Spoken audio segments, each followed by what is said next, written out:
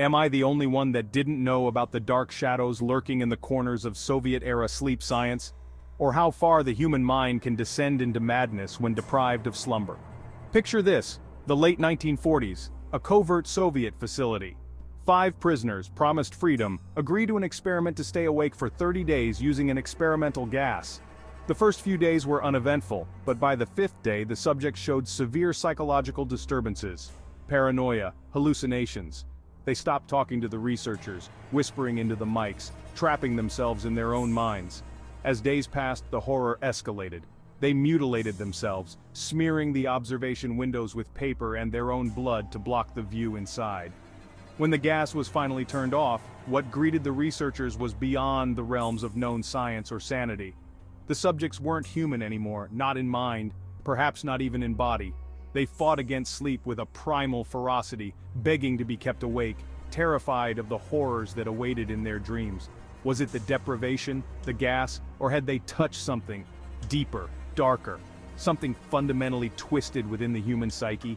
The truth remains as murky and chilling as the experiment itself. The origins of this experiment are shrouded in secrecy.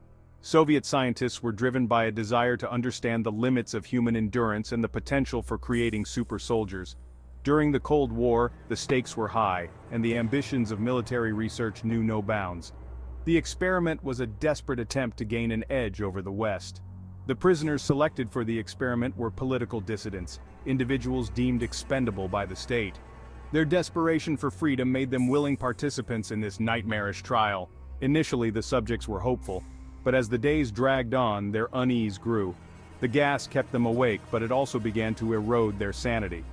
By the 10th day, their behavior became increasingly erratic. They screamed, tore at their own flesh, and exhibited signs of severe mental breakdowns.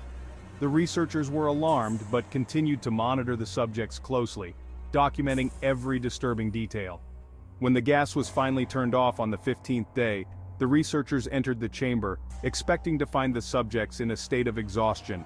Instead, they were met with a scene of unimaginable horror. The chamber was covered in blood, and the subjects had mutilated themselves beyond recognition. The subjects, now more beast than human, attacked the researchers with a primal aggression, desperate to stay awake. The aftermath of the experiment left the researchers in shock. The subjects' transformation was beyond anything they had anticipated. The details of the experiment were classified, buried deep within Soviet archives. But whispers of its horrors spread, becoming a chilling legend. Today, the Russian sleep experiment serves as a grim reminder of the ethical boundaries that must never be crossed in the pursuit of scientific knowledge. Its dark legacy continues to haunt the corridors of history, a testament to the terrifying potential of human experimentation gone awry.